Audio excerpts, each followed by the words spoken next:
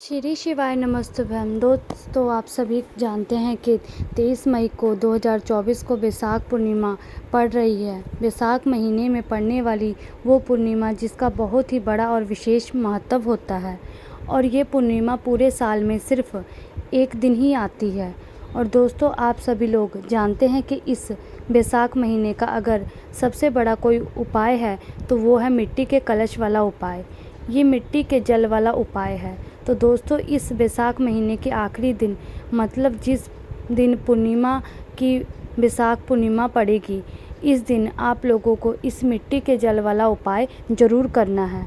बहुत सारे लोग होंगे ऐसे जिन लोगों को इस उपाय को ना किया हो, मतलब पूरा महीना निकल गया है पर मिट्टी के जल वाला उपाय जिसने नहीं किया हो, तो वो बैसाख महीने का जो पूर्णिमा का जो मौका है उसको हाथ से जाने नहीं देना चाहिए है। जो व्यक्ति अगर आपके इस बैसाख महीने के आखिरी दिन, पूर्णिमा के दिन अगर इस वाले उपाय को कर लिया तो आपको इस उपाय को करने का वो फल मिलेगा जिसकी आप कभी भी कल्पना नहीं कर पाएंगे। इसलिए आप लोग इस वाले उपाय को एक बार ज़रूर कर लेना, ताकि आप लोगों के हाथ से मौका ना जाए और आपको इस उपाय को करने का फल मिल सकता है। दोस्तों, उपाय सुनने में बहुत आसान लगता है, पर उपाय को सुनते समय आप लोगों को कुछ बातों का ध्यान ज़रूर रखना है। हम इस वीडियो में आपको बताएंगे कि मिट्टी का जल वाला उपाय बहुत आसान है। बस अगर आप इस उपाय को सही तरीके से करोगे, उपाय का फल भी आपको सही मिलेगा और बहुत जल्दी मिलेगा, बहुत बड़ा होकर मिलेगा। तो चलिए दोस्तों, जानते हैं कि हम लोग कि इस मिट्टी के जल वाला उपाय कैसे करना है, या मिट्टी के कलश वाले उपाय को हमें कैसे करना है, और इसको करना है कहाँ पर करना है और किस विधि से करना है।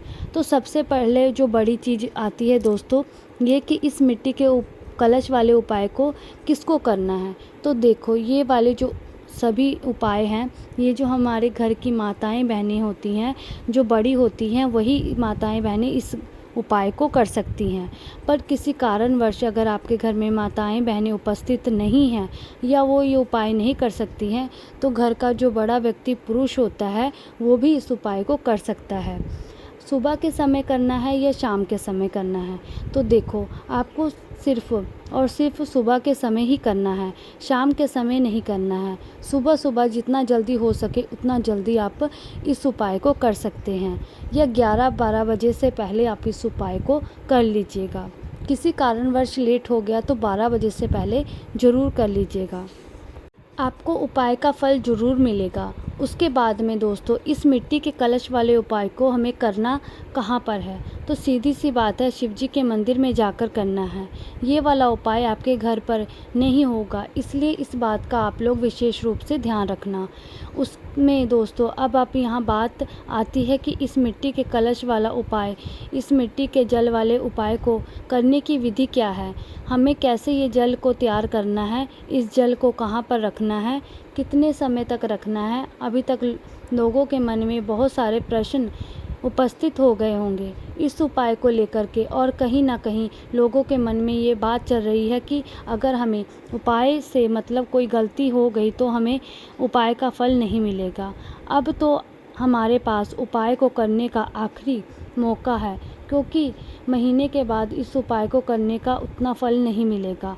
पंडित जी ने बोला था कि इस महीने में इस वाले उपाय को ज़्यादा से ज़्यादा किया जाता है, हमें उपाय का फल मिल सकता है। तो हमारे पास उपाय को करने का आखिरी मौका है, क्योंकि ये महीने के बाद इस उपाय को करना उतना फल नहीं मिलेगा। तो दोस्तों, सबसे पहले जिसको हमें मिट्टी का कलश चाहिए, क्योंकि मिट्टी का कलश वाला उपाय है, उसके बाद में मिट्टी का जल चाहिए।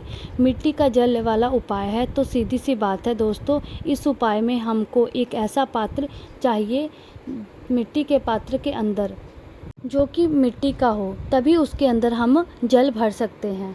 चाहे तो आप मटका ले सकते हैं, या चाहे तो मिट्टी का कोई और पात्र, चाहे वो मिट्टी का कोई भी ऐसा पात्र हो जिसके अंदर आप लोग ये वाला उपाय कर सकते हो। तो कोई भी एक मिट्टी का पात्र ले लेना, उस मिट्टी के पात्र के अंदर आपको शुद्ध जल भर लेना है। अब दोस्तों, यहाँ पर ये वाला उपाय रात के समय से ही शुरू हो जाएगा, क्योंकि जिस दिन से ये वाला उपाय कर रहे हैं 23 मई को बैसाखी पूर्णिमा पर पड़ रही है, तो उस दिन सुबह सुबह आप इस उपाय को करोगे तो एक दिन पहले ही 22 मई की रात्रि में आपको ये वाला उपाय शुरू कर देना है। मतलब मिट्टी का जल भरकर रख देना है, क्योंकि इस मिट्टी के जल को हमें पूरी रात भरकर रखना है। उसके बाद हम इसे उपाय में प्रयोग करेंगे। अगर आप सुबह के समय मिट्टी के पात्र में भरा और सुबह के लिए सुबह तो उतना फल नहीं मिलेगा, क्योंकि अगर रात्रि में आप भर कर रखोगे और सुबह लेकर के जाओगे तो उसका आपको निश्चित रूप से बहुत बड़ा फल मिलेगा। तो आपको करना क्या है, जब भी उपाय करो इस बैसाख महीने के, विशेष रूप से बैसाख महीने की पूर्णिमा के दिन, तो उसके एक दिन पहले मतलब 22 मई को आप लोगों को रात्रि में एक मिट्टी का पात्र लेना है, नहीं तो खरीद कर के ले आ सकते हो अगर आपके घर में नहीं है। तो पहले से अगर आपके घर में है तो उसके अंदर आपको शुद्ध जल भर लेना है, शुद्ध जल भर लेना है। इस बात का आप शाम के समय भी भर सकते हो और रात्रि के समय भी भर सकते हो। बस ध्यान रखना कि 10 बजे से पहले आप लोग भर लेना, और ज़्यादा भी लेट हो जाए तो रात्रि के 12 बजे से पहले पहले आप उस मिट्टी के पात्र के अंदर आप जल भर करके रख लेना। आप सिर्फ एक कटोरी जल भर लेना। आपका एक लोटा जिससे आप शिवजी पर चढ़ाते हो, वह लोटा के अंदर जितना जल भरा जाए उतना जल आप उस मिट्टी के पात्र में डाल देना, या मिट्टी के कलश में अंदर डाल दो। जैसे ही आप लोग इस जल के मिट्टी के कलश के अंदर डाल देते हो, आपका यहाँ पर आधा काम हो जाएगा। अब इसको आपको छूना भी नहीं है, कुछ नहीं करना है। बहुत सारे लोग यहाँ पर एक गलती कर देते हैं कि वो इस कलश के अंदर हाथ डाल देते हैं या छू लेते हैं, तो आपको ये चीज़ नहीं करनी है। उसके अंदर हाथ नहीं डाल सकते हैं, उसके अंदर में पानी को छूना मत, उंगली डालकर मत छूना, और ना ही उसे खुला रखना। जैसे ही आप इस मिट्टी के कलश को भरने के बाद आपको क्या करना है, उसी स्थान पर एक स्थान पर रखे रह देना है, जो कि आपके घर का रसोई घर होगा, जहाँ पर आप पीने का पानी रखा जाता है, पितृ का स्थान होता है। वहाँ पर जाकर के आपको इस मिट्टी के पात्र को रख देना है, मिट्टी के कलश को रखना है और इसके अंदर उंगली नहीं डालना है। इसी पानी को जैसे ही आप लोग मिट्टी के अंदर मतलब पानी डाल दे उसके बाद इस पानी को छूना नहीं है, उंगली नहीं डालनी है, और इसको खुला भी नहीं रखना है, ताकि उसमें कीड़े मकोड़े ना चले जाए। इसलिए आप उसको ढक करके रख देना। इस बात का ध्यान रखना कि ये वो वाली बातें हैं जो आप लोग ध्यान में रखोगे। आप लोगों को सोचते ही भाई हमारा उपाय काम करेगा, तो इन बातों का ध्यान आपको ज़रूर रखना है। तो जैसे ही आपका वह मिट्टी का जल तैयार हो जाए, अब आप उसको ढक कर के रख देना, आप अपने बाकी काम कर लेना, आप सो जाओ। उस जल को रात भर के लिए वहाँ छोड़ देना, आपको उसको कुछ भी नहीं करना है, टच भी नहीं करना है। तो जैसे ही सुबह होगी, वैसा कि पूर्णिमा शुरू होती है सुबह के समय, तो सुबह के समय आपको क्या करना है, सबसे पहले स्नान करना है। अपने घर की जो भी काम सफाई है, वो सारे काम स्नान करके शुद्ध होकर के आपको कर लेना है। इस जल के पास में आना है। उसके बाद जो कि रात्रि के समय आपने रसोई घर में पीने के पानी के पास रखा था। अब दोस्तों, यहाँ पर आपको क्या लेकर के जाना है, एक खाली लोटा लेकर के जाना है, जिस लोटे में आप शिवलिंग पर जल चढ़ाते हो। अगर तांबे का लोटा हो और भी अच्छी बात है, वरना जिस लोटे में आप शिवलिंग पर जल चढ़ाते हो वो लोटा खाली लोटा भरकर नहीं लेकर के जाना है, क्योंकि इस मिट्टी के कलश के अंदर से जो खाली लोटा लेकर अपने घर के रसोई घर में चले जाना, स्नान करके जाना, इसके पास कलश के पास जाकर के आपको खड़े हो जाना है, कलश पात्र को छूना है।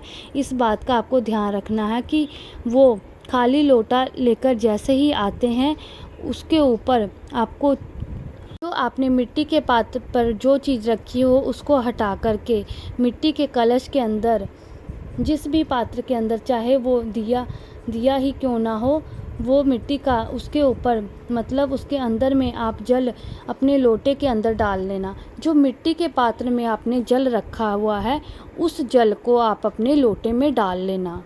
जो रात भर आपने मिट्टी के पात्र में या कलश में जल भर कर रखा है तो उस जल को आप अपने लोटे में डाल लेना। इस जल को उठाकर लेकर जाएंगे अब शिव जी के मंदिर। शिव जी के मंदिर में पहुंच जाना है आपको। मिट्टी के कलश के अंदर मात्र जो आपने रात भर जल भर कर रखा है उसको साथ में लेकर के, जल को साथ में लेकर के जाना है। इस बात का आप ध्यान रखिएगा, जो मिट्टी के पात्र में आपने जल रखा है वो मिट्टी के पात्र को आपको मंदिर में नहीं लेकर के जाना है, सिर्फ उसका जल आपको शुद्ध लोटे में डाल करके लेके जाना है।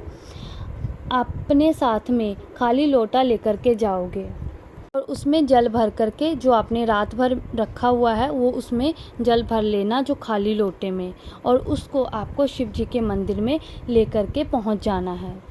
और जितनी सुबह हो सके उतना जल्दी आप इस उपाय को कर सकते हैं, उतना ही जल्दी आप कोशिश करना आप मंदिर में पहुंच जाओ। सिर्फ हम 1 लोटा जल लेकर के जाएंगे शिव जी के मंदिर में। इस मिट्टी के जल को लेकर के चले जाएंगे। कुछ पूजन सामग्री भी ज़रूर लेकर के जाना। देखो 1 लोटा जल जो तो हम लेकर के जा ही रहे हैं, उससे कोई दिक्कत वाली बात नहीं है। अगर हो सके तो आप बेलपत्र या अबीर, गुलाल, फूल, कुछ भी जो आपकी पूजन सामग्री है वो भी लेकर के जा सकते हो।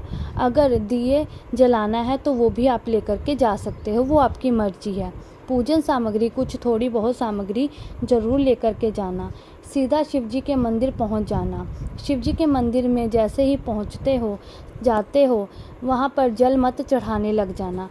भगवान, सबसे पहले आपको भगवान जी के दर्शन करने हैं। भगवान की चौखट से आप लोग गुजरा करो तो सीधे हाथ की हथेली को अपने माथे से टच जरूर किया करो, मतलब पैर जरूर पढ़ लिया करो। अब एक बार आपने भगवान शिव जी के मंदिर की चौखट पर पहुंच गए, वहां पर अपने सीधे हाथ की हथेली रखी और उससे ज़मीन पर लगाकर फिर अपने माथे पर ज़रूर लगाना है।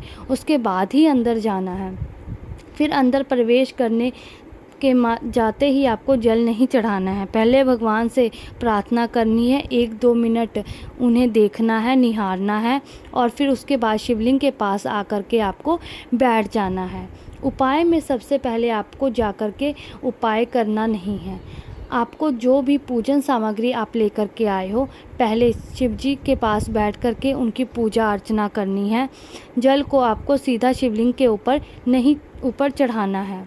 पूजा सामग्री जो लेकर के आए हो, पूजा करने के बाद आपको जैसे ही शिवलिंग के पास पहुंच जाओगे तो शिवलिंग के पास में पहुंचने के बाद इस जल को जो आप लेकर के आए हो, मिट्टी के जल वो आपको शिवलिंग के ऊपर चढ़ाना है। वो भी एक धारा से चढ़ाना है। देखो, धारा बनाकर के जब हम शिवलिंग पर जल चढ़ाते हैं तो इस मिट्टी के जल को अगर हम धारा बनाकर शिवलिंग पर चढ़ाएंगे तो भगवान शिव जी बहुत ही प्रसन्न होते हैं।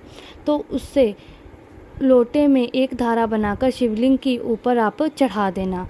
वहाँ धारा जब तक नहीं रोकना तब तक कि पूरा जल लोटे के अंदर से वो ख़त्म ना हो जाए। एक धारा से आपको चढ़ा देना है। चढ़ाने के बाद जैसे ही आप लोग जल चढ़ जाता है, उस जल को चढ़ने के बाद आपको अपना वह लोटा वह जलाधारी के नीचे रख देना है। मतलब हमें थोड़ा सा जल वापस लेकर के भी जाना है, ऐसे खाली लोटा लेकर के नहीं जाना है। इस मिट्टी के जल वाले उपाय को कोई भी वैसा कि पूर्णिमा के दिन कर लिया तो आपकी भोलेनाथ जो मनोकामना होगी वो ज़रूर पूर्ण करेंगे। जल चढ़ाने के बाद भगवान भोलेनाथ जी के शिवलिंग के पास आपको बैठ जाना है और उनसे प्रार्थना करनी है और अपनी मनोकामना बोलनी है कि हे भोलेनाथ, हमारी मनोकामना पूर्ण करो। तो आप देखेंगे कि थोड़े ही दिनों में आपकी वो मनोकामना भगवान भोलेनाथ जी ज़रूर पूर्ण करेंगे।